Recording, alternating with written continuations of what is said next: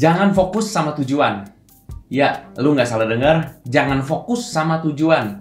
Kenapa teman-teman gue bilang kayak gini? Padahal di luar sana banyak banget orang bilang, ayo fokus. Gue setuju sama fokusnya. Tapi hati-hati dengan kata-kata fokus sama tujuan. Karena fokus sama tujuan, itu bisa membuat kita lupa beberapa hal yang penting. Nah, hari ini gue mau bagiin dua hal yang kalau kita fokus sama tujuan, kita mungkin akhirnya jadinya nggak pernah betul-betul sampai ke tujuan tersebut.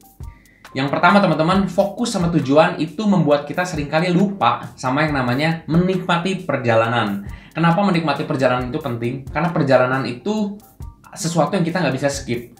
Sesuatu yang pasti kita lalui, pasti kita tempuh sebelum kita sampai ke destinasi. Aku mau kasih contoh teman-teman. Kalau misalnya nih, buat kita-kita yang suka pergi liburan, suka traveling, kita pasti pernah ngerasain, kita pasti pernah ngalamin yang namanya bosen, yang namanya jenuh, capek di perjalanan. Dan memang akhirnya kita perlu nerima dan akhirnya menjalani semuanya sampai kita sampai di tempat tujuan. Nah, butuh waktu teman-teman lewat perjalanan udara untuk sampai ke Eropa. Kurang lebih 17-18 jam, even mungkin lebih. Dan kalau kita mau pergi ke Bali dari Jakarta atau dari Bandung, itu butuh waktu juga sama belasan jam perjalanan darat yang nggak bisa kita skip. Pasti ada proses, pasti ada langkah-langkah sebelum akhirnya kita sampai ke tempat yang kita mau.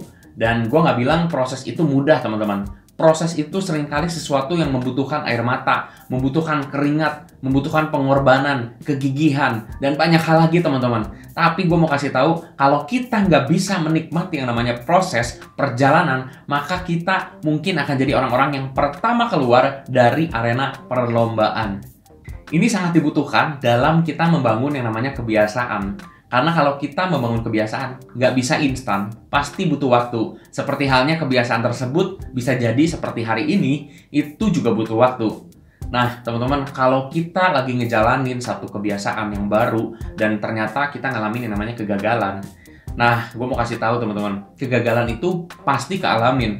Ya, nggak ada satu proses yang sempurna. Dan ada waktu-waktu dimana kita ngerasa, aduh gagal lagi, pengen menyerah dan lain sebagainya. Disitulah dibutuhkan satu sikap hati, satu kebesaran hati untuk bisa menerima kegagalan, untuk bisa melihat kegagalan itu sebagai satu proses dalam mencapai tujuan.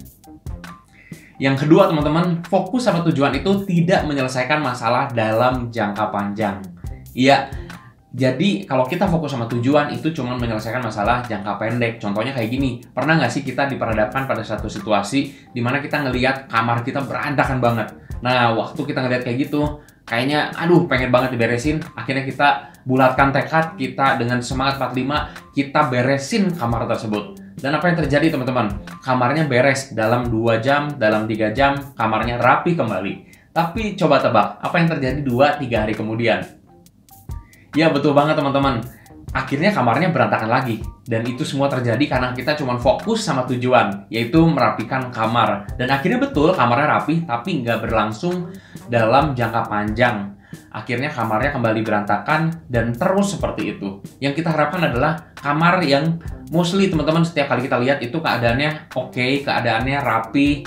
Walaupun ada sedikit berantakan tapi bisa cepat keberesin. Nah, gimana sih teman-teman bisa dapetin keadaan seperti itu? Caranya sederhana teman-teman, yaitu dengan kita membangun kebiasaan menempatkan barang pada tempatnya lagi.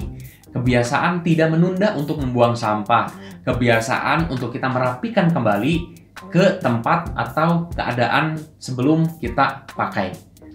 It's all about habit teman-teman. Jadi gue berharap ke depan kita nggak lagi cuman fokus sama tujuannya, tapi kita fokus sama perjalanan menuju tujuan tersebut. Dan kebiasaanlah yang menjadi infrastruktur untuk kita akhirnya bisa sampai ke sana, bisa sampai ke tujuan kita, bukan cuman sampai, tapi kita sampai dengan cara yang benar.